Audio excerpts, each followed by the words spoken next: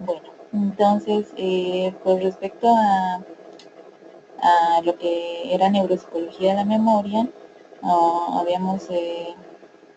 visto algunas particularidades de este sistema, tanto en funcionamiento como en estructuras anatómicas se refieren, y finalmente pues nos compete hablar un tanto acerca de lo que son aquellas patologías que subyacen a este sistema de memoria. Principalmente hoy estamos retomando esta parte porque no la habíamos complementado el día jueves, y también habíamos quedado en cuanto a esto pues en retomar simplemente aquellos síndromes que son más relevantes dentro de lo que respecta a la neuropsicología de la memoria. Para ello, pues, principalmente vamos a establecer que dentro de las patologías principales que se representan en este sistema, pues se encuentran tanto los síndromes amnésicos como alteraciones de la memoria re, pertenecientes a el sistema que estamos estudiando. Entonces, en este acápite, pues lo que vamos a hacer es hablar un poco acerca de aquellos aspectos clínicos que subyacen a los síndromes amnésicos como tal. Se entiende que un síndrome amnésico, pues, es una alteración de la memoria que está relacionada generalmente con lo que representan daños en los lóbulos temporales mediales, y también por otro lado pues daños producidos en estructuras diencefálicas y prosencefálicas. En lo que respecta justamente al establecimiento de este síndrome amnésico, pues podemos decir que las principales causas de su desencadenamiento vendrían a generarse a partir de lo que son enfermedades del sistema nervioso central, o en su caso pues diferentes lesiones en áreas del cerebro. Uno de los síndromes amnésicos más importantes conocidos pues es la amnesia como tal. ¿Sí? La amnesia se reconoce como la pérdida total o parcial de la capacidad para recordar. Dentro de esta patología del sistema de memoria, pues existen dos tipos en función a lo que es el grado de dificultad del sujeto para poder acceder a recordar aquellos eventos que ya fueron aprendidos con anterioridad, o para producir nuevos sistemas de aprendizaje. Por tanto, pues la amnesia como tal se va a clasificar en dos categorías primordiales. Por un lado tenemos a la amnesia anterógrada y por otro a la amnesia retrógrada.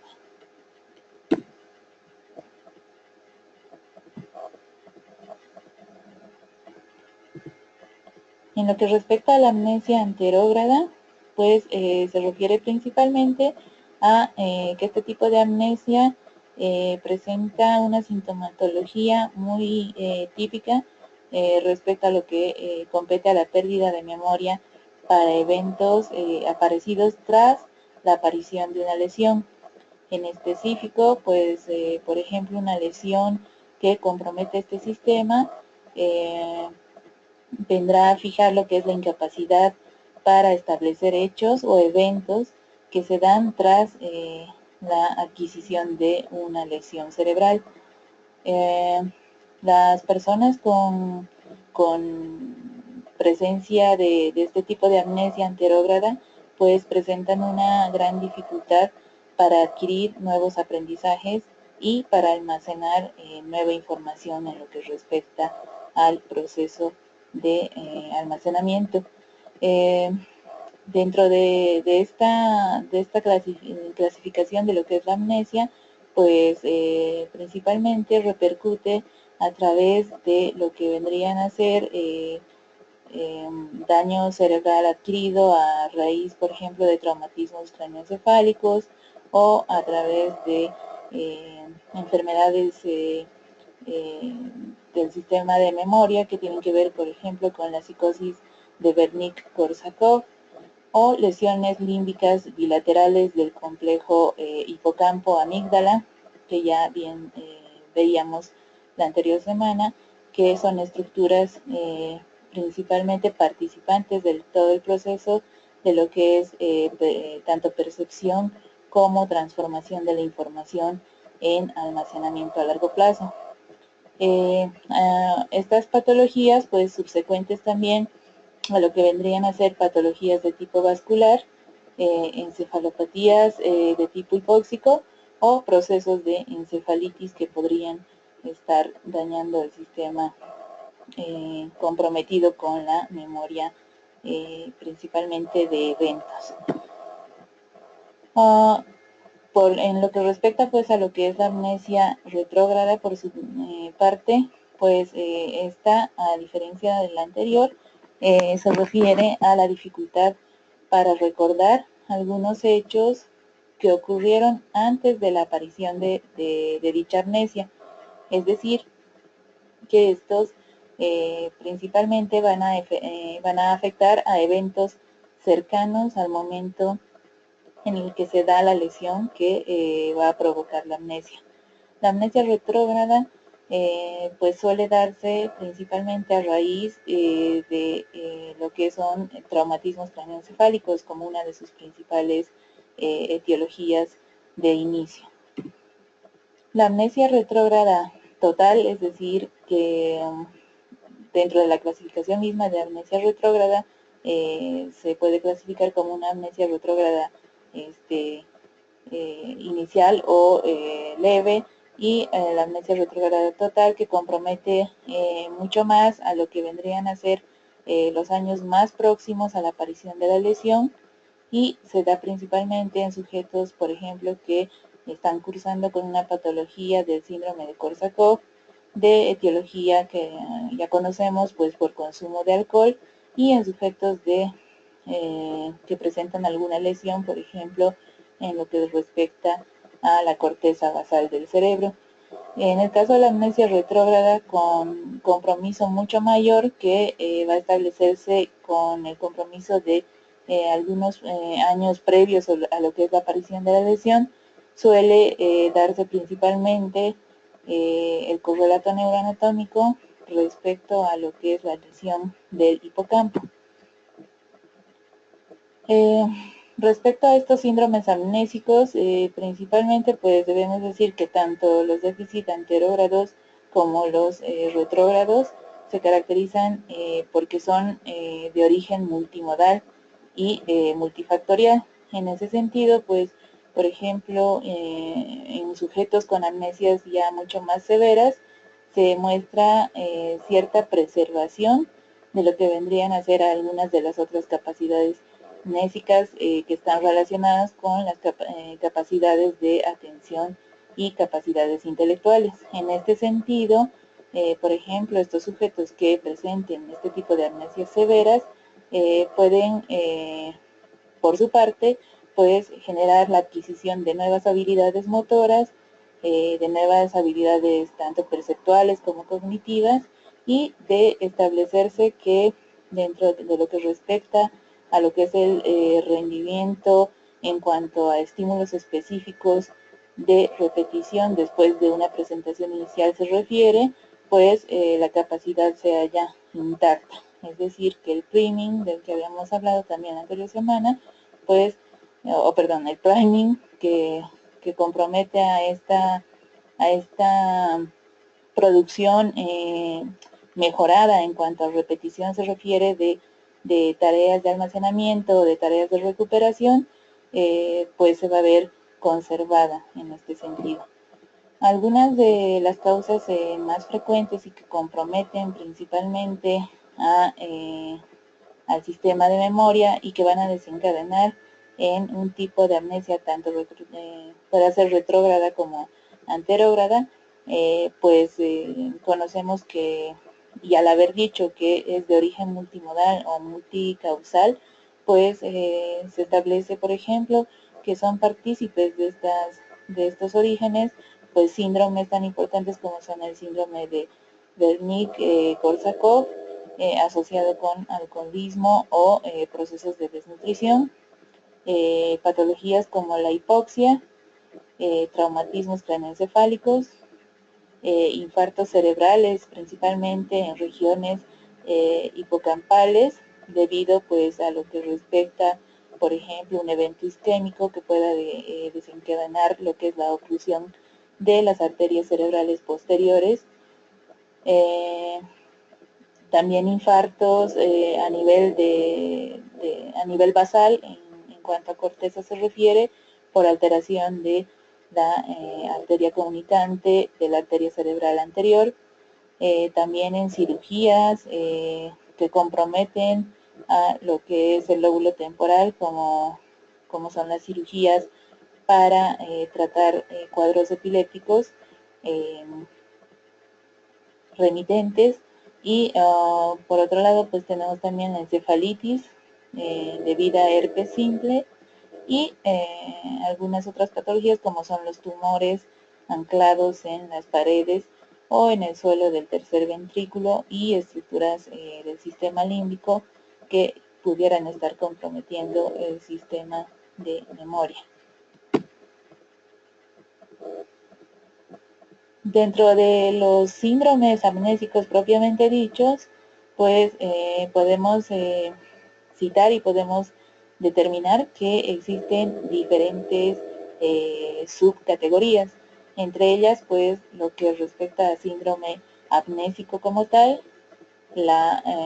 amnesia con déficit en la alteración de la recuperación, la amnesia focal retrógrada y la amnesia semántica. Cada uno de estos cuadros se manifiesta evidentemente de diferente forma y están ocasionados pues por diferentes situaciones en las que se produce un daño neurológico clásico que pueda en su caso pues generar una dificultad para aprender y recordar nueva información, respecto también a la preservación de lo que es la memoria a corto plazo y periodos de amnesia retrógrada. Dentro de las categorías de los síndromes amnésicos tenemos al síndrome amnésico como tal, y este se caracteriza principalmente por un déficit en la memoria anterógrada, es decir, en lo que compromete a la adquisición y consolidación de nuevos aprendizajes. También se presenta con una amnesia retrógrada, ¿sí? Es decir, que comprometerá aquel sistema en el cual pues el paciente no sea capaz de recordar hechos o eventos cercanos al momento de la adquisición de la lesión. El síndrome amnésico principalmente se ve representado a nivel de estructuras del encéfalo en un déficit en lo que respecta al lóbulo temporal medial,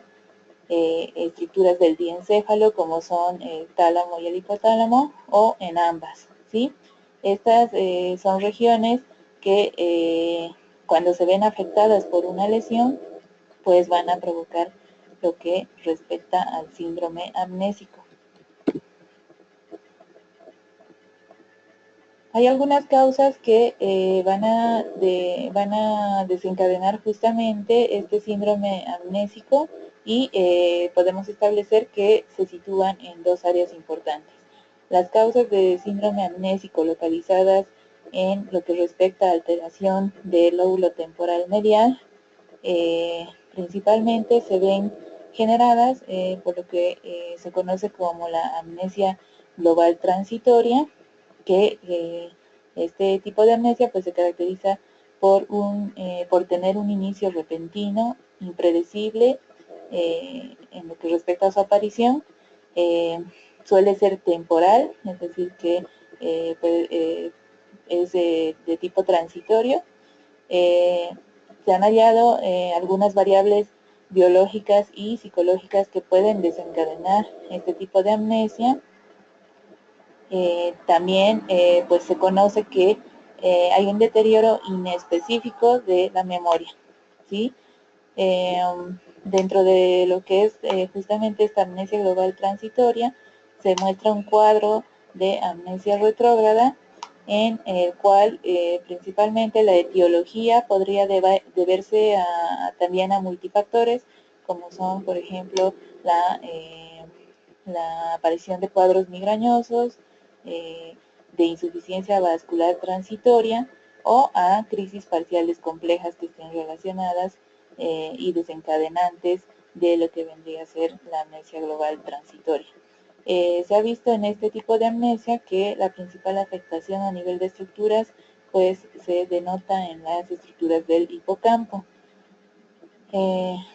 Se pueden dar casos en los que la patología curse en cuanto respecta, por ejemplo, a lesiones unimodales, por ejemplo, de hemisferio izquierdo, donde principalmente el cuadro sintomatológico pues se deriva en déficits en la memoria verbal. Por el contrario, si el cuadro se manifiesta en hemisferio derecho, pues se entenderá que este tipo de amnesia presentará sintomatología respecto a déficits en la memoria visoespacial. Otra de las causas pues importantes de aparición de síndrome amnésico debido a lesiones o alteraciones en el lóbulo temporal medial se refieren a la enfermedad de Alzheimer como tal. La enfermedad de Alzheimer, que si bien no podríamos decir que la enfermedad de Alzheimer es igual a un tipo de amnesia, pero en fases iniciales de la enfermedad misma se establece que hay alteración de la memoria y presenta características similares a lo que es la sintomatología de una amnesia como tal. El cuadro clínico, pues muy similar a un cuadro amnésico, vendría a ser lo que se conoce como el deterioro cognitivo por pérdida de la memoria reciente. También en este cuadro se puede observar que existen leves dificultades para centrar lo que es la atención y recordar acontecimientos lejanos. También y posteriormente, y cuando va cursando la enfermedad de Alzheimer y va avanzando progresivamente, pues la sintomatología se va a agudizar y se va a presentar cuadros, por ejemplo, con desorientación progresiva temporoespacial, y ya cuando la afectación se ve mucho más grave, la afectación cuando ya está más avanzada, pues se ven cuadros de deterioro en lo que es la memoria semántica, la memoria episódica y la memoria autobiográfica. La información o la pérdida de información aprendida y de hechos recientes como la de información que está bien consolidada, también deben ser muy bien observadas en este cuadro de la enfermedad de Alzheimer. Principalmente sabemos que se han generado dentro de este cuadro pues afectaciones en lo que respecta a estructuras del hipocampo y áreas limítrofes del mismo, como son la corteza entorrinal, y en cuadros mucho más avanzados pues ya hay un mayor compromiso de estructuras ya corticales, como son lóbulo frontal, lóbulo temporal y lóbulo parietal. Uno de los elementos más importantes para diferenciar lo que es el estado inicial de la enfermedad de Alzheimer de un cuadro normal de envejecimiento, pues es la afectación de la memoria episódica de forma precoz como tal. En ese sentido, se denota, por ejemplo, que en estados iniciales de lo que respecta a la enfermedad de Alzheimer, pues se presenta una dificultad muy importante para lo que es consolidar la información, dificultades en cuanto al lenguaje, en lo que respecta a conocimiento semántico, también dificultades en aspectos visoespaciales que aparecen en estos cuadros iniciales. En cuanto a los cuadros más avanzados o más tardíos, de la enfermedad de Alzheimer, principalmente se va a generar una patología específica como es la demencia, ¿sí? Está muy relacionada con lo que es la demencia, y que esta se caracteriza principalmente pues por la dificultad que tiene el paciente para recordar información pasada de su propia vida, y puede olvidar muy rápidamente pues la información nueva que adquiere. Además pues de la aparición ya en esta etapa de lo que se conoce como la disfunción ejecutiva, y además de la intensificación de aquellos déficits que competen a la atención, al lenguaje y a las funciones visoespaciales. Veíamos justamente las alteraciones o los síndromes amnésicos debido a lesión en lóbulo temporal medial, y hay otra patología cursante para cuadro de síndrome amnésico, que está relacionada con la alteración a nivel de estructuras diencefálicas. Esto principalmente, y retomamos en lo que respecta a tálamo e hipotálamo. Algunas causas de este síndrome relacionado con alteraciones diencefálicas, pues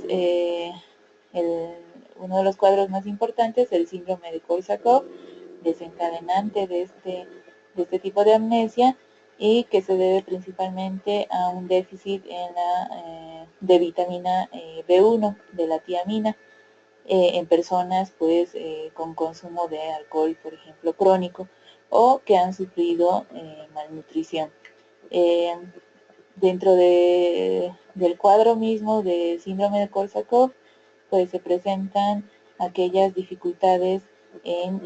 lo que respecta a la memoria de trabajo, y en fases más agudas de este cuadro se presentan también algún tipo de sintomatología relacionada con lo que es la fabulación o la confabulación.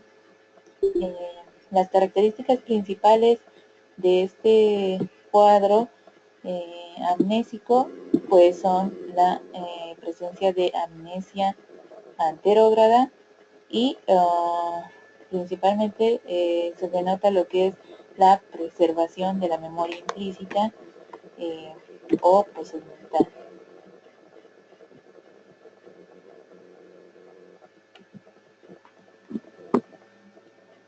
Otro de los cuadros respecto a los síndromes amnésicos es la amnesia con déficit en la recuperación. Esta principalmente se refiere a aquellas alteraciones que comprometen la recuperación de la información ya aprendida. Cuando hay un cuadro como este, generalmente en los pacientes se presenta la aparición de malformaciones. Esto porque, pues, como el paciente no puede acceder a recuperar ciertos momentos de la información que requiere,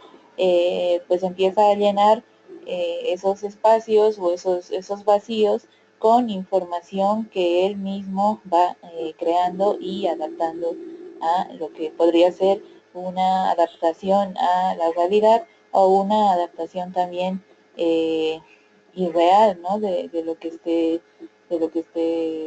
tratando de integrar. Entonces, en ese sentido, se van a generar este tipo de manifestaciones como la fabulación o la confabulación que nosotros conocemos, y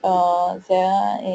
también denotado que en este tipo de amnesia con déficit en recuperación se ven afectadas principalmente estructuras como la corteza orbitofrontal mesial, estructuras prosencefálicas y los ganglios basales. Estas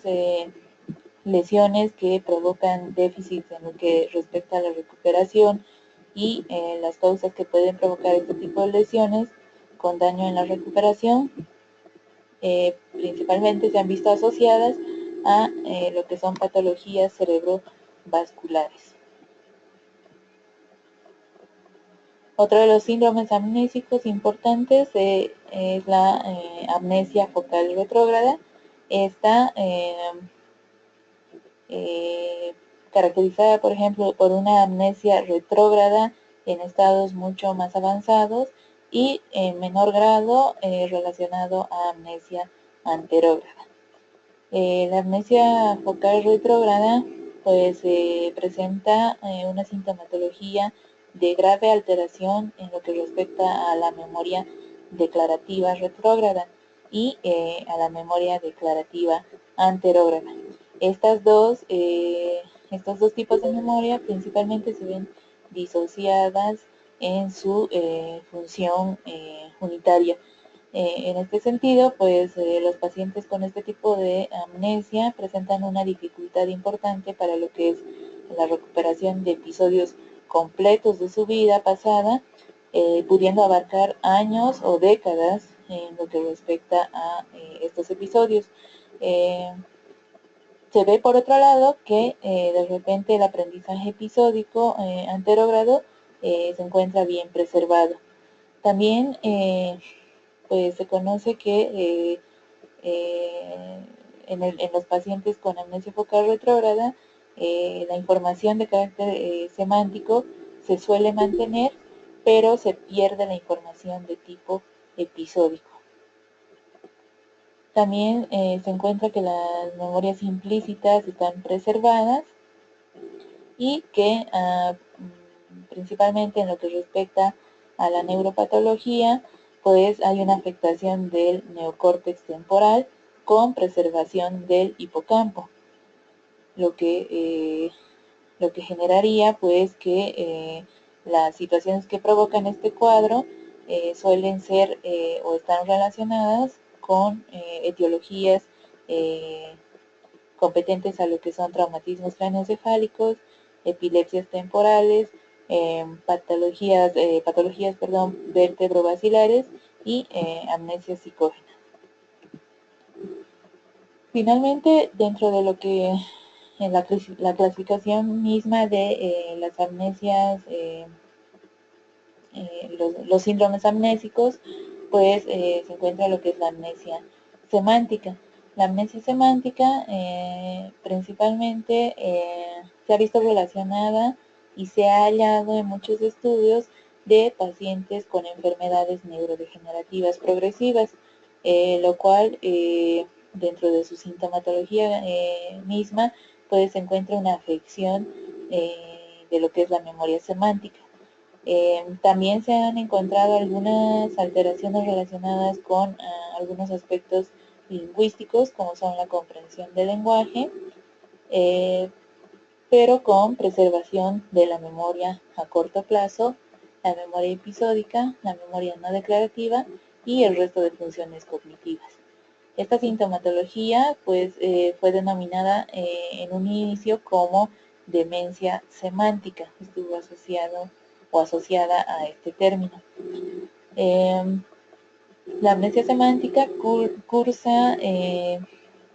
especialmente con algunos trastornos, por ejemplo, del lenguaje, que están caracterizados por lo que se conoce como un lenguaje pues espontáneo y vacío, donde hay una pérdida del significado de la palabra y principalmente con alteraciones en lo que respecta a la denominación y comprensión y la inclusión de lo que vendrían a ser las parafasias de tipo semántico. También se ha encontrado que en este tipo de cuadro, pues tanto los aspectos fonológicos como los sintácticos se hayan preservados. La amnesia de tipo semántico pues suele iniciarse con un déficit particular en lo que respecta a la denominación y según vaya avanzando la enfermedad pues se genera una pérdida de conocimientos de tipo semántico que va a abarcar ya posteriormente todas las modalidades. Principalmente se ha visto la afectación de lo que respecta a estructuras frontotemporales y en necropsias realizadas a pacientes con demencia semántica se ha observado la presencia de cuerpos de pic. Algunas otras causas de alteraciones amnésicas que pueden estar justamente atribuidas a la generación de estos cuadros, pues pues se refieren principalmente a toda una gama de agresiones que puedan darse al sistema nervioso y que pueden provocar la sintomatología amnésica como tal. Tenemos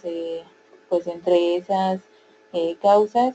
lo que respecta a traumatismos craneoencefálicos, alteraciones cerebrovasculares, tumores, enfermedades de tipo infeccioso, epilepsia y procesos neurodegenerativos y también procesos asociados a lo que respecta al envejecimiento normal. En este sentido, pues hemos dado un poco un pincelazo finalmente a lo que son las patologías de lo que respecta a la neuropsicología de la memoria. Habíamos dicho nuevamente y les vuelvo a recordar que este módulo pues estaba dirigido principalmente a establecer las bases teóricas y neurofuncionales de aquellos cuadros que habíamos visto, ¿no? de aquellos sistemas, perdón, que habíamos retomado que tenían que ver con atención, memoria y lenguaje, más de los cuadros patológicos, pues sí eran principalmente establecidos en el módulo primero. Entonces, en este sentido, con esta breve o más bien con esta breve explicación que en lo que respecta a cuadros amnésicos y patologías de la memoria, pues vamos a dar curso a lo que respecta en esta semana el inicio de la tercera unidad de este módulo, la unidad con la cual vamos a culminar este módulo, que es neuropsicología del lenguaje. Si tienen alguna pregunta previa, antes de pasar a neuropsicología del lenguaje, pues estoy atenta.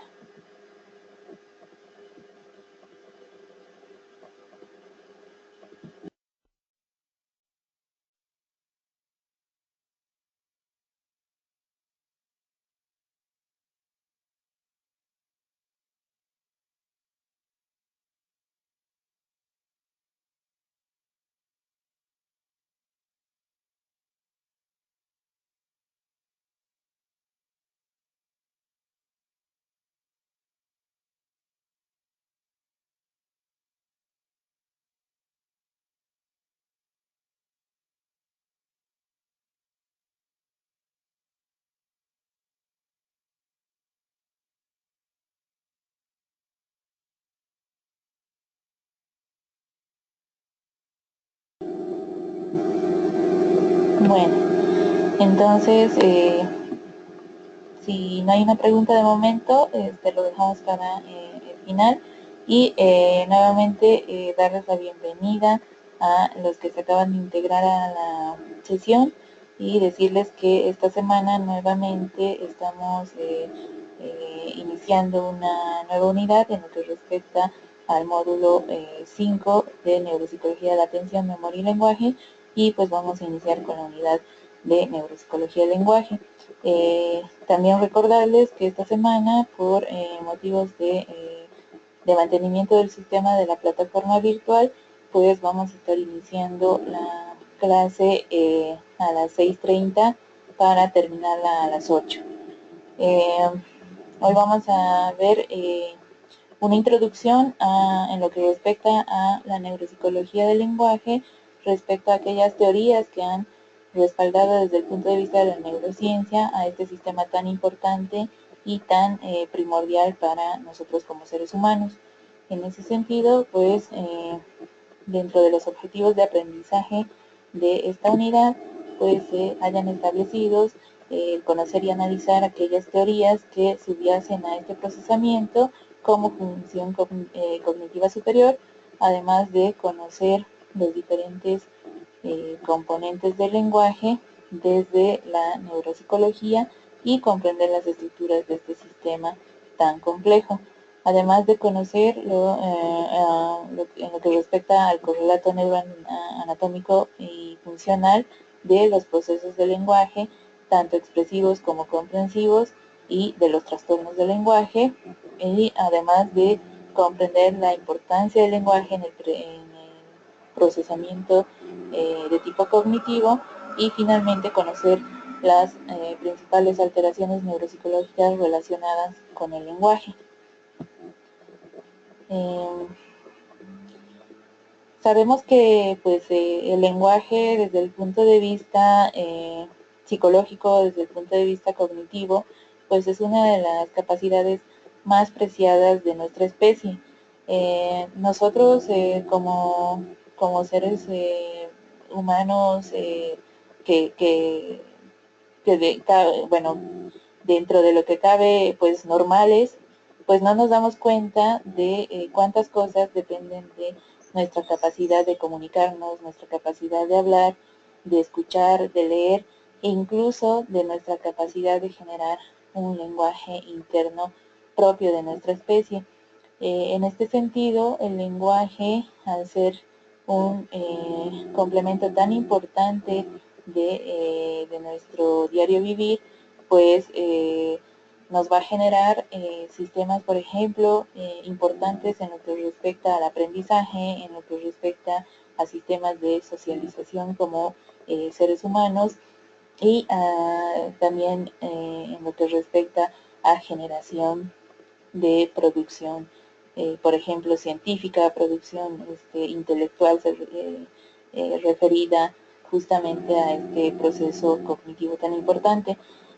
Nosotros desde pequeños, pues primeramente iniciamos aprendiendo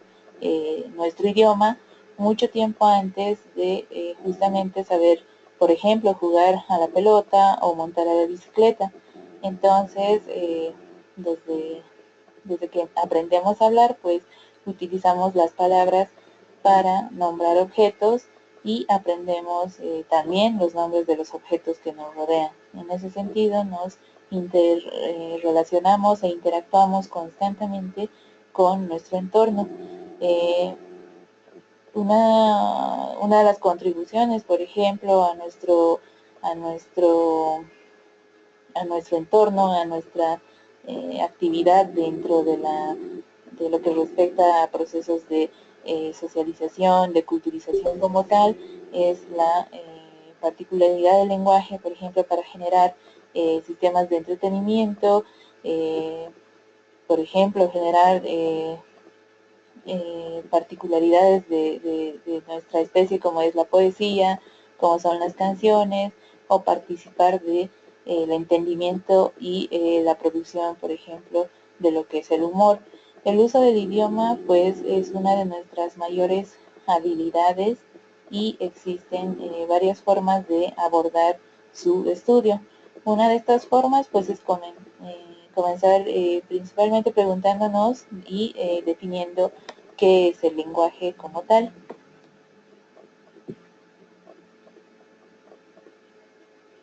Hay un componente crítico en lo que respecta a unidades del lenguaje, y principalmente a la adquisición del lenguaje y el desarrollo de la lectura, conocido como la conciencia fonológica. Cuando existen o coexisten, por ejemplo, cierto tipo de problemas en los que la persona no puede reconocer, identificar y discriminar unidades del lenguaje, y poder representar,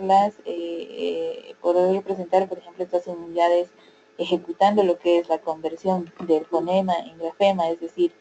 a través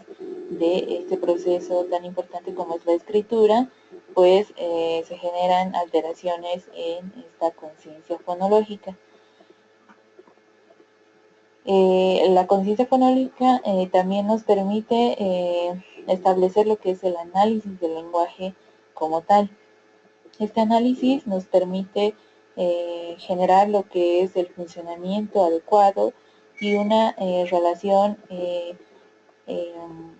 digamos, progresiva con lo que es la conciencia fonológica, y a través de la importancia que le damos a este sistema, pues generar, por ejemplo, componentes necesarios para la aparición de la lectura y posteriormente de la escritura como tal. Estos sistemas integrados en el área del lenguaje nos denotan como particulares de la especie humana. El lenguaje, en ese sentido, es una de las principales condiciones de desarrollo del ser humano y está relacionado con aquellos sistemas tanto evolutivos como de progreso de nuestra especie y sistemas de comunicación que generan pues una función primordial que va a convertir al lenguaje en una herramienta pues muy necesaria para acceder a las diversas demandas de nuestro medio.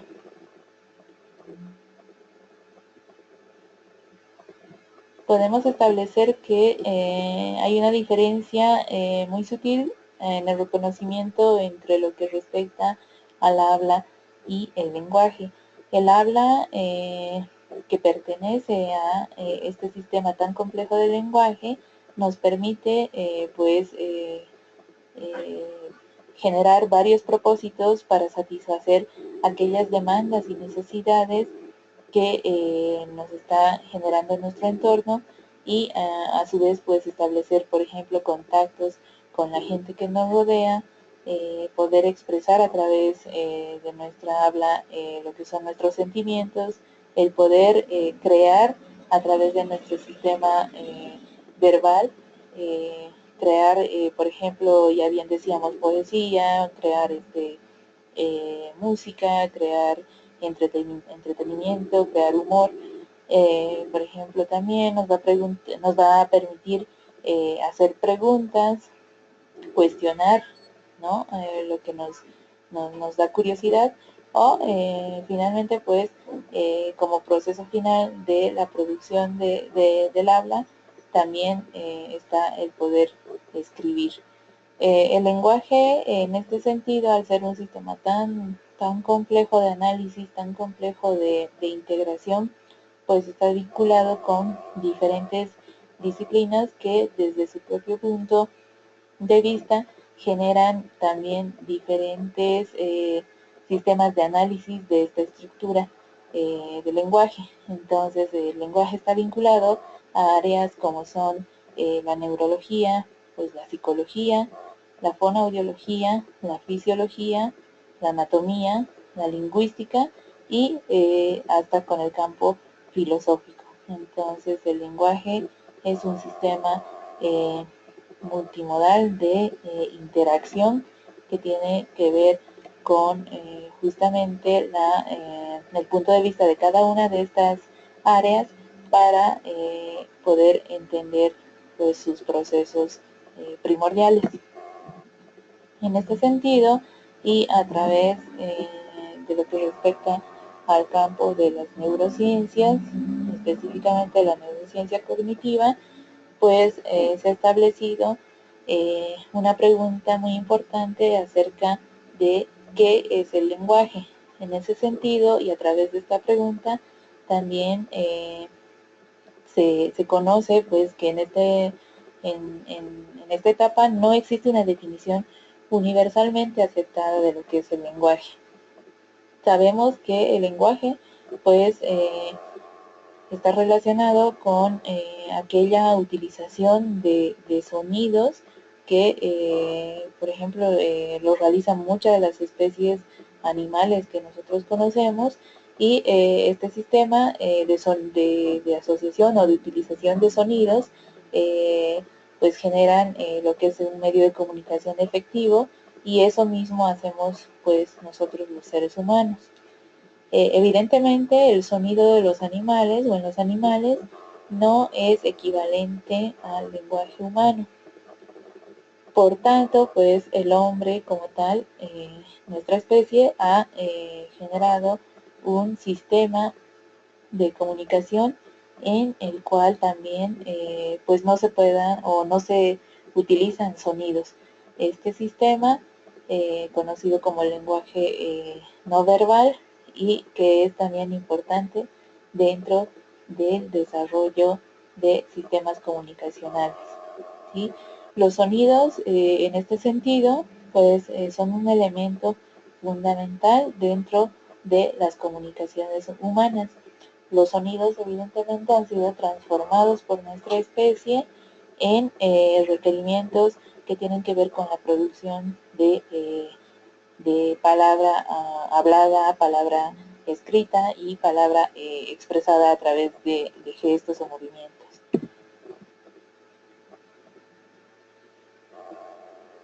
Una de las contribuciones dentro del área de, por ejemplo, de la lingüística, viene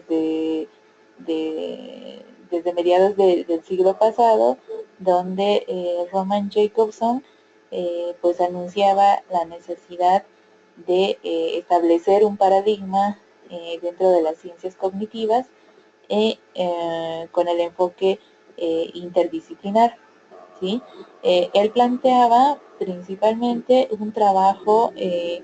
interdisciplinario para entender y definir al lenguaje como tal. En ese sentido, se hizo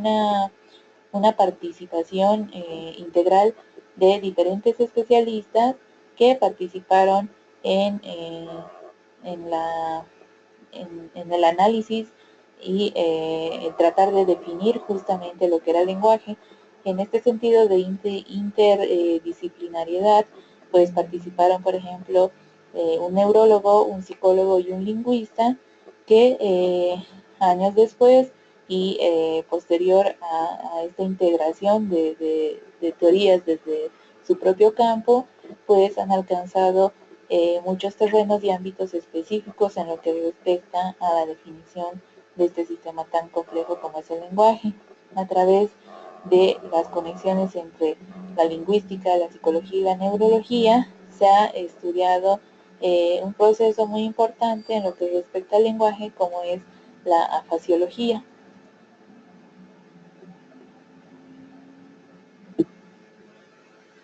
Sabemos que el lenguaje, por su lado o por su parte, pues nos va a generar una separación entre lo que es lo humano de lo animal desde el punto de vista de la biología.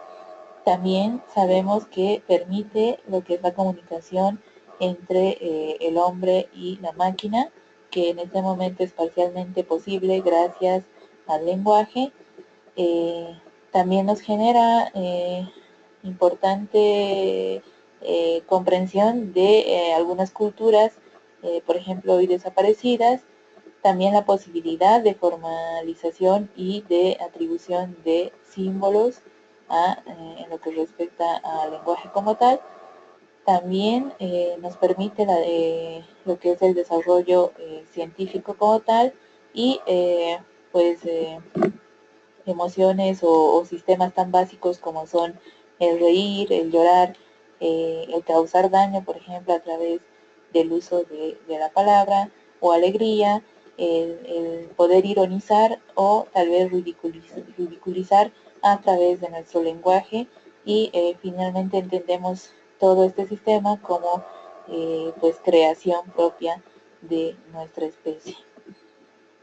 Hay tres aspectos fundamentales que participan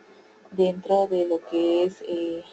justamente el entender y comprender el sistema del lenguaje. Eh,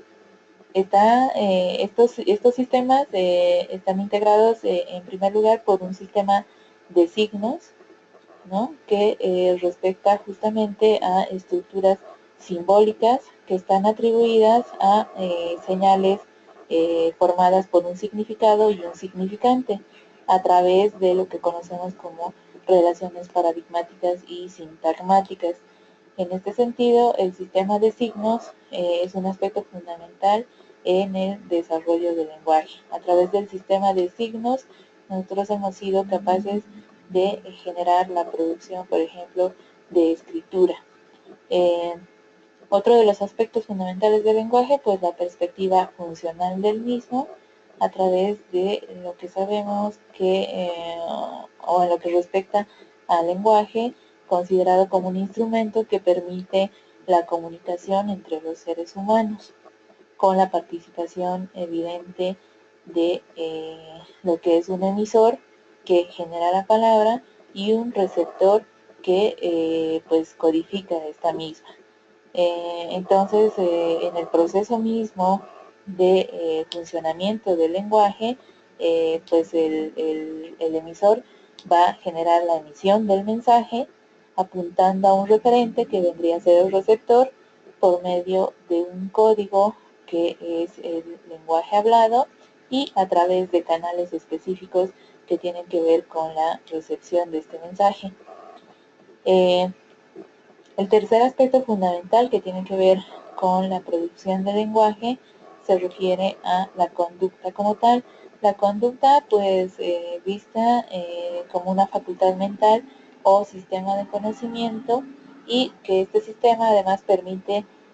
pues aumentar nuestra capacidad y desarrollar nuestra creatividad. Esto lo establece Chomsky, que fue uno de los lingüistas más importantes de su generación y el cual contribuyó al entendimiento mismo del lenguaje como una particularidad constructiva, ¿sí? Construccional de nuestro desarrollo. Entonces, y a través de preguntarnos, pues, ¿qué es el lenguaje? Las neurociencias también se han hecho algunas preguntas que han ido desentrañando lo que era la adquisición misma, el procesamiento del lenguaje y la producción finalmente verbal, y preguntas tales, por ejemplo, como cómo los seres humanos procesamos el lenguaje, o qué representaciones utilizamos cuando decimos algo o cuando comprendemos un mensaje,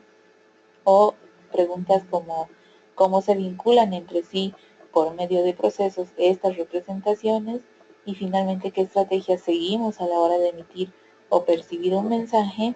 pues han permitido a los estudiosos en este sistema establecer algunas respuestas al respecto de todo este proceso tan complejo. Y pues uno de los inicios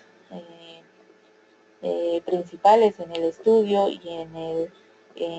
lo que respecta a responder estas preguntas se ha generado a partir de estudios de alteraciones patológicas del lenguaje, principalmente en pacientes que cursaban pues con patologías específicas del lenguaje y que podían dar explicación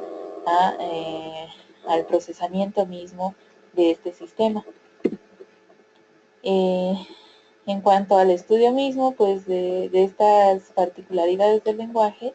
se establecieron que existían relaciones muy importantes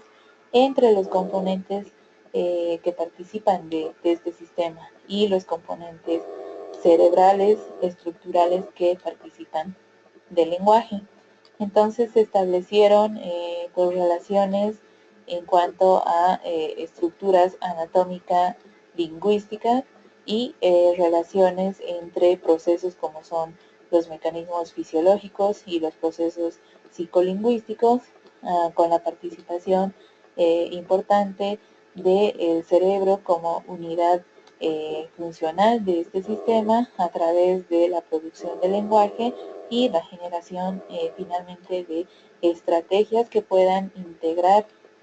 tanto lo que respecta a estructuras como mecanismos y procesos que se van a generar en lo que es la pragmática misma del lenguaje. En lo que respecta al desarrollo del lenguaje, se han establecido puntos de vista teóricos e históricos que contribuyen a su entendimiento. En este sentido, pues sabemos que los orígenes del lenguaje se estudiaron a través de las singularidades del lenguaje humano y que planteaban ciertos obstáculos para comprender la forma en que nuestra especie ha ido evolucionando en lo que respecta a este sistema. Esta singularidad pues se hacía que el estudio del lenguaje venga a ser un tanto complejo al momento de entender su procesamiento. Sabemos que ninguna otra especie animal pues tiene lenguaje en la forma en que lo definen los lingüistas como tal. Por esto, pues sabemos que el lenguaje no puede haber surgido de manera repentina, es decir, sin ningún tipo de antecedentes en nuestra especie conocida como el Homo sapiens. Entonces, pues el lenguaje es un rasgo característico evolutivo de los mecanismos necesarios para producir el lenguaje humano. Se sabe que pues la evolución fue lenta a partir de varios tipos de vocalizaciones de animales. Un lingüista muy importante que contribuye al entendimiento de la adquisición misma y de los orígenes del lenguaje es el lingüista Hughes, quien pues revisó diversas teorías para explicar lo que era la teoría de vocalización que él planteaba. Él estableció a través de su teoría de vocalización que el ser humano fue evolucionando el lenguaje a partir de sistemas relacionados con cierto tipo de tareas que realizaba el ser humano o nuestra especie en ese entonces. Entonces relacionaron, por ejemplo, o estableció la teoría del Pu que se relacionaba a la evolución del lenguaje a partir de sonidos relacionados con emociones intensas. Este sonido él lo llegó a relacionar justamente con la producción de emociones muy intensas. Otra de las teorías que plantea dentro de su teoría de vocalización pues es la teoría del bow, que tiene que ver justamente con la emisión de sonidos a partir de la imitación de sonidos de la naturaleza o de ruidos de la naturaleza. Otra de sus teorías, la del Young-He-Hu, que tiene que ver con la evolución del lenguaje a partir de cantos que utilizaban diversas especies para sincronizar, por ejemplo, el trabajo en equipo. Y otra de las teorías de este lingüista, la teoría del Simpson, que tiene que ver con la evolución del lenguaje a partir de la emisión de ruidos mientras pues las especies danzaban o jugaban entre ellos. Estas teorías planteadas por Hughes se vieron en su momento evidentemente muy criticadas porque tenían un bajo sustento de pruebas pues que las verifiquen, ¿no? Entonces, en ese sentido, pues posteriormente, otros estudiosos del campo de la lingüística, como son Stiglitz y Raleigh, pues afirmaban que el lenguaje sí evolucionó a partir de la vocalización. Entonces, en este sentido, ellos pudieron apoyar y aportar a la teoría de Hughes que para entender la teoría de la vocalización no se necesitaba pues la participación de lo que eran pruebas específicas que determinen esta teoría, ya que pues la explicación directa de este proceso de vocalización era remitido a la explicación misma de la teoría. Entonces ellos establecían que pues muchos primates no humanos utilizaban vocalizaciones que no estaban relacionadas con emociones como forma de comunicación rudimentaria. En este sentido, pues la evolución de nuevos tipos de movimientos del sistema vocal habrían aportado en estos primates pues lo que es la base neurológica para establecer el proceso de vocalización y así poder evolucionar estas vocalizaciones hacia un proceso más complejo como era el lenguaje. En lo que respecta justamente al análisis de este tipo de teorías, pues a partir de ellas se plantearon dos tipos específicos de teorías que respaldaron a la evolución del lenguaje. Por un lado tenemos a a la evolución del lenguaje desde el punto de vista filogenético y a la evolución del lenguaje desde el punto de vista ontogenético. Lo filogenético principalmente relacionado con la teoría de la evolución misma de nuestra especie y lo ontogenético relacionado al desarrollo humano propio. El punto de vista filogenético de evolución del lenguaje pues plantea al lenguaje como un sistema de comunicación muy complejo. Este sistema tan complejo pues constituye uno de los rasgos más característicos y definitorios de nuestra especie. A través de este punto de vista filogenético, se establece que existen actualmente pues alrededor de 6.500 lenguas que se hablan en nuestro mundo, de las cuales pues 25, solamente 25 pueden considerarse importantes por su extensión y por su producción escrita. En este sentido, el punto de vista filogenético principalmente configura el lenguaje como un salto evolutivo clave adquirido por el género Homo, en este caso por el Homo sapiens. A través de estudios que se hicieron desde este particular punto de vista, pues principalmente se establecieron algunos estudios a través de registros fósiles de homínidos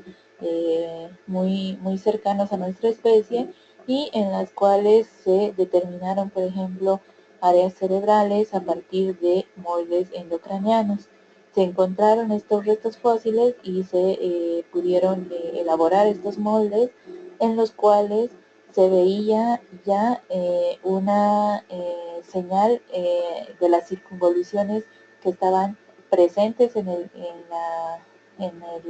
cerebro pues, de estos primates.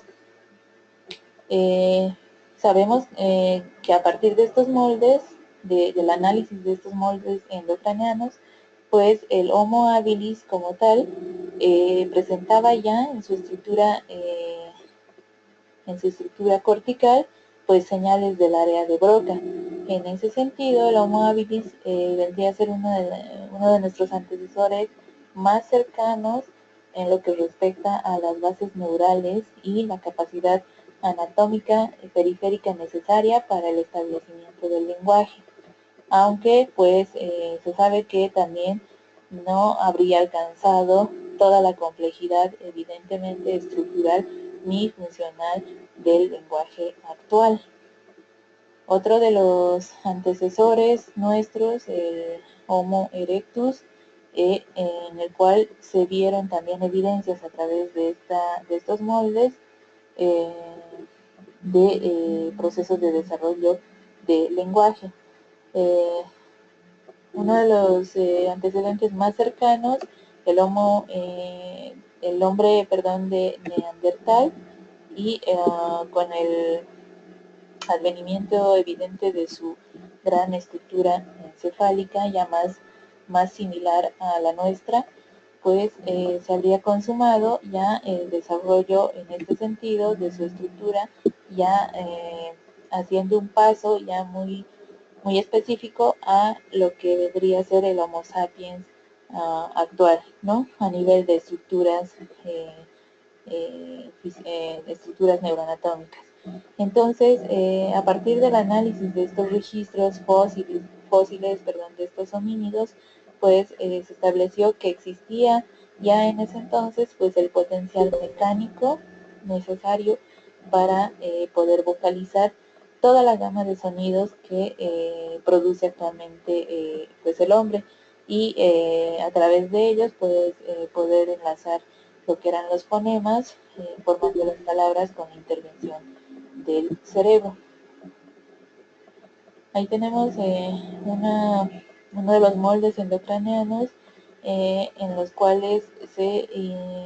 generó esta hipótesis de que evidentemente en base al análisis de las circunvoluciones que se veían, pues habían circunvoluciones muy similares al área de Broca y de Wernicke. Entonces, pues en base a este análisis de estos moldes, pues se estableció que hubo una especialización justamente de algunas partes del cerebro en zonas que se relacionaban directamente con el habla.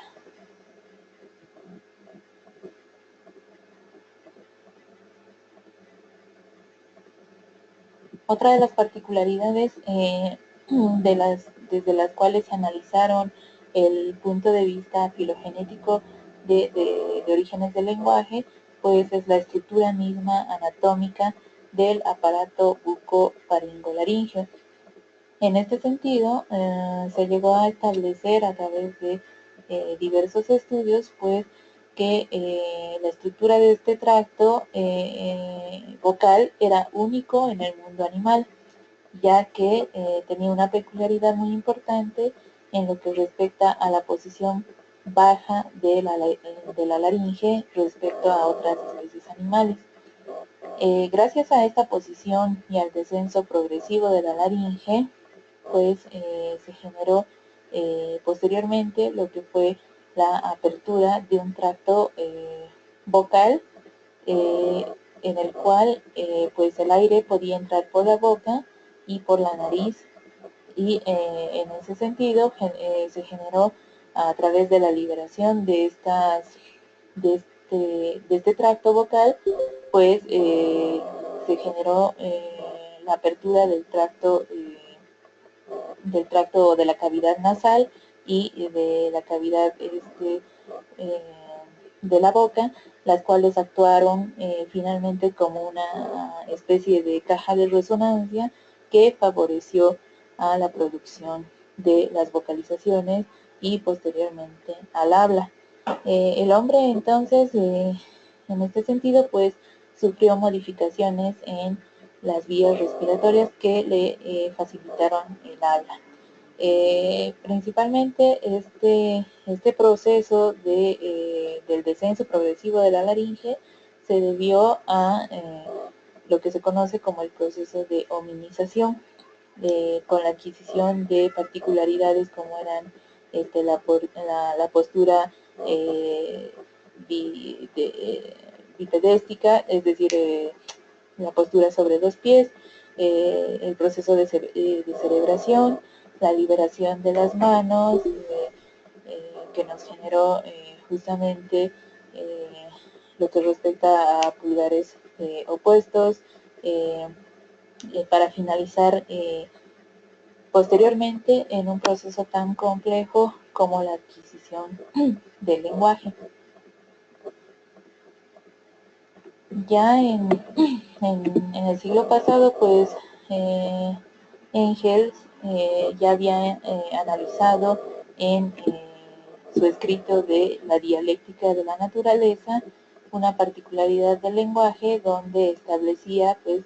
que los hombres en formación llegaron a un punto en que tuvieron la necesidad de decirse algo los unos a los otros. Esta necesidad pues creó, él decía que creó al órgano. Entonces establece que la laringe poco desarrollada del mono se fue transformando, mientras los órganos de la boca pues aprendían a pronunciar un sonido tras otro. Entonces, en este sentido, él respalda aquella teoría evolutiva respecto a la filogenia misma del lenguaje.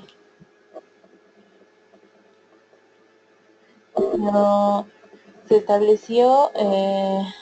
recientemente, el año 2009, a través de un estudioso de la lingüística, Bickerton, que pues el lenguaje solo puede haber sido o haber surgido de alguna especie o clase de presión selectiva a la que nuestros ancestros pues estaban sometidos. ¿Sí? Esta presión selectiva, que era peculiar entre las especies nuestras, pues compartían lo que eran los requisitos del lenguaje, es decir, tamaño cerebral adecuado o canales apropiados para la producción del habla y principalmente una intensa interacción social, la cual promovió justamente esta necesidad pues de comunicarnos. En ese sentido, Bridgerton plantea al cerebro pues como un mecanismo autoorganizador que generó formas de combinar unidades mediante los procesos de almacenamiento, de ordenamiento de la información, la formación a través de, además, de enlaces entre áreas cerebrales involucradas y finalmente pues esto hizo justamente en conjunto lo que respecta a la destreza del lenguaje como tal. Otro autor analiza que, Alves García, que refuerza justamente el modelo explicativo del origen del lenguaje, afirmando que justamente pues la vida ontogénica, es decir, lo que respecta al desarrollo humano, pues reproduce particularmente el desenvolvimiento filogenético del lenguaje. Es decir, que podemos ver las representaciones desde los orígenes de nuestros antepasados a través de el desarrollo humano como tal. En este sentido, él plantea que existe una adquisición pues individual del lenguaje, donde el niño desde pequeño pues vuelve a recorrer en forma abreviada las etapas de un largo camino evolutivo, ¿sí? Eh, Dirigido principalmente a, por ejemplo, una primera producción en lo que respecta a gritos y sonidos difusos en nuestra primera infancia, posteriormente la adquisición y la evolución hacia uso de interjecciones, luego de onomatopeyas, para luego dar paso a lo que es la palabra articulada como tal, el establecimiento ya de diálogos mucho más complejos para finalmente desencadenar en la formación de un discurso racional. Esta conducta lingüística pues, del niño es una versión justamente abreviada de la adquisición filogenética del lenguaje. En lo que respecta a la adquisición y desde el punto de vista de desarrollo ontogenético del lenguaje, pues entendemos que esta adquisición es una etapa trascendental en el proceso de lo que es la ontogenia cerebral. El lenguaje, a partir de esto, pues se construye mediante un programa de origen genético que al generar interacción con los primeros sonidos que se reciben del medio ambiente pueden modularse mediante el condicionamiento operante. Esta construcción del lenguaje pues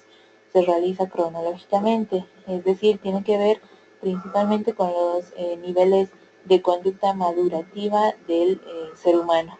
De inicio, pues el lenguaje vendrá a ser reactivo, luego se planteará como un lenguaje más propositivo y comunicativo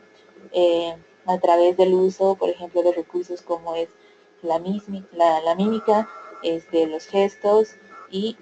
la producción de sonidos como las fonías.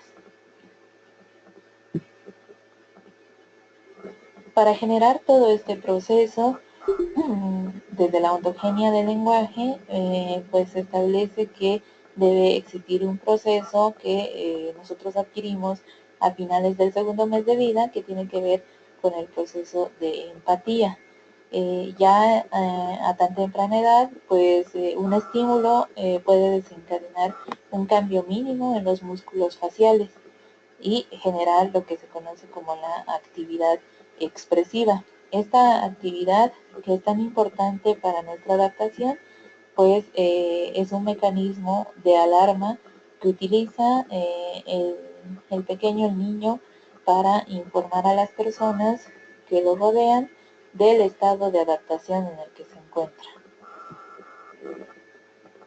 Existen dos niveles de integración de esta actividad expresiva. Por un lado tenemos el nivel fónico y por otro lado la comunicación empática. El nivel fónico de la actividad expresiva tiene que ver con la utilización de símbolos y justamente del análisis de la información a través pues de lo que es el entendimiento del lenguaje hablado y que son resultantes de lo que es la activación de circuitos funcionales, neurofuncionales en las cortezas de asociación. En cuanto a lo que respecta a comunicación empática, que aparece tal vez antes de el uso de estos símbolos, se genera a través de la acción de circuitos neuronales rinencéfalo hipotalámicos. Toda esta participación de tanto de estructuras de áreas de asociación como los circuitos rinencéfalo hipotalámicos pues vendrán a generar lo que es la integración de esta actividad expresiva. Ahí tenemos un cuadrito que remite a el establecimiento de los aspectos generales y morfosintácticos relacionados con los procesos madurativos del ser humano. Sabemos que a la edad de 0 a 6 meses pues se genera lo que se conoce como el protolenguaje, y este protolenguaje que tiene que ver, por ejemplo, con vocalizaciones pues no lingüísticas, eh, justamente influenciados o condicionados biológicamente. De los 6 a 9 meses pues se empiezan a adquirir algunas vocalizaciones características de nuestro lenguaje, como son la entonación, el ritmo y el tono, a través de la generación propia de vocalizaciones muy primitivas. De 9 a 10 meses se establece lo que es la preconversación, donde el niño puede vocalizar durante intervalos dejados libres por el adulto algunas también producciones vocales específicas para también dar lugar a la respuesta posterior de la persona que esté estableciendo una comunicación con el pequeño. Después de esta adquisición de protolenguaje, pues se establece lo que es el primer desarrollo sintáctico a la edad de 12 a 18 meses, donde surgen ya palabras mucho más funcionales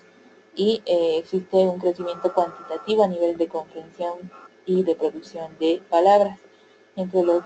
18 y 24 meses, pues ya aparecen palabras que tienen que ver justamente con la unión de dos o más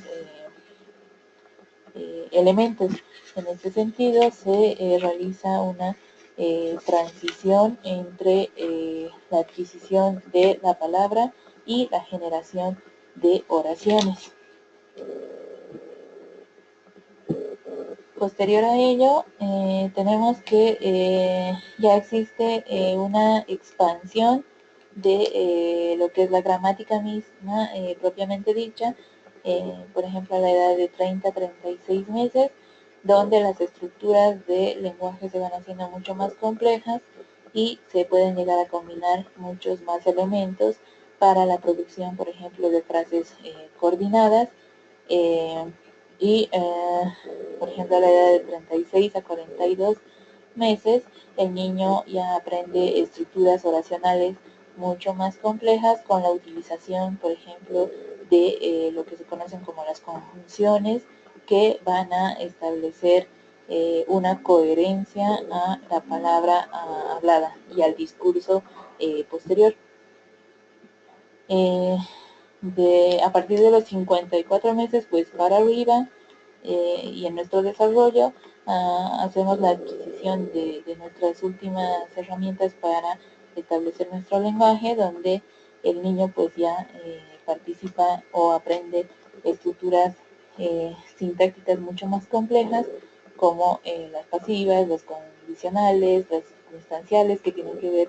pues con el tiempo, y perfeccionando justamente las formas oracionales a través de la correcta utilización del lenguaje propio y el inicio de actividades metalingüísticas.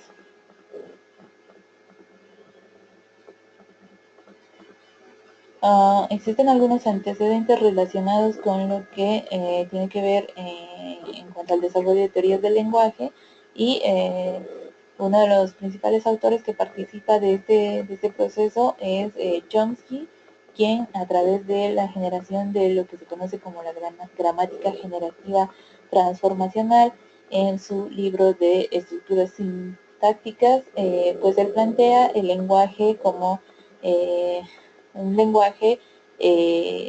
biológicamente programado, es decir, innato en nuestra especie.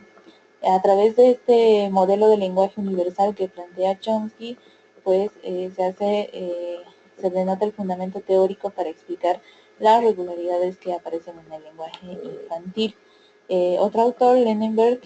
pues apoya y sustenta la teoría de Chomsky, justamente atribuyendo pues que la capacidad para el lenguaje estaba establecida ya en el cerebro humano y destinada a emerger a medida que el organismo pues maduraba biológicamente. Esta postura de Chomsky y de Lenenberg fue criticada posteriormente por algunas teorías que tenían que ver con procesos de adquisición del lenguaje en cuanto a relacionamientos sociales se refería. Eh, a partir de estas teorías, pues quedaron acuñados términos como son los conceptos de actuación y de competencia. La psicología plantea que el conjunto de teorías chomskianas, pues principalmente atribuía el principio de innatismo como solución al problema de la adquisición del lenguaje. Otro de los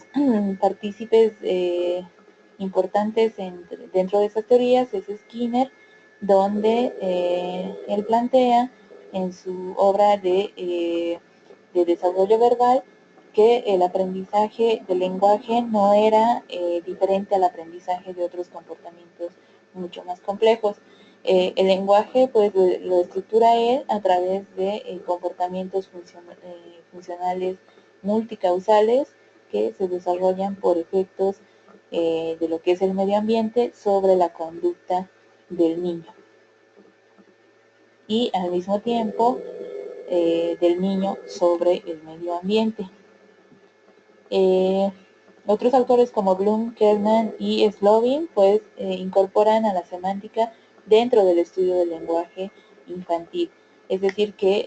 en este sentido no solo se analizaba la forma de las producciones infantiles, sino también el contenido de las mismas. Schaff y Fillmore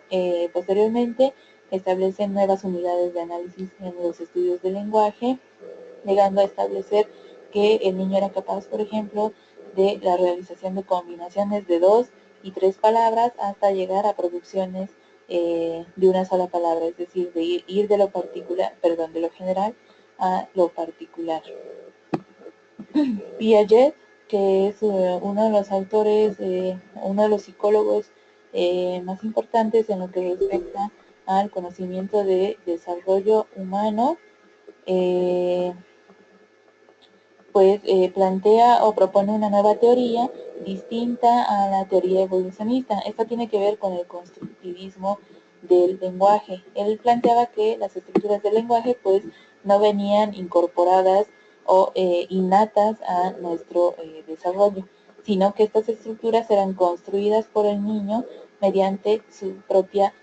actividad a través de lo que era la selección mediante la experiencia y la construcción de estas estructuras que daban paso a las construcciones lingüísticas.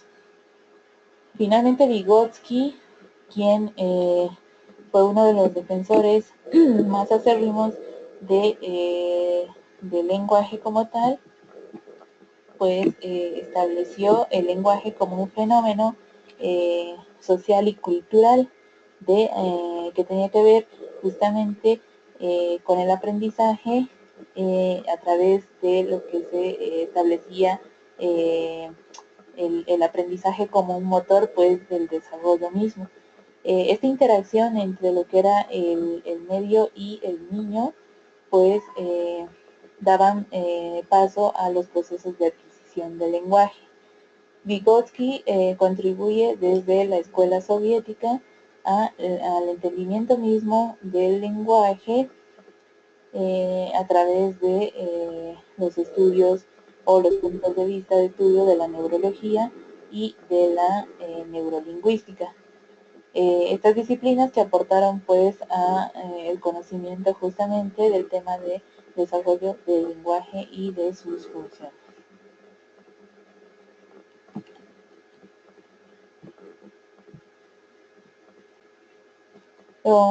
En ese sentido, bueno, vamos a culminar hoy la clase con esta presentación y dando paso unos minutitos nada más a lo que es si hay algunas preguntas, porque a las 8 me parece que va a haber un corte del sistema de la plataforma virtual.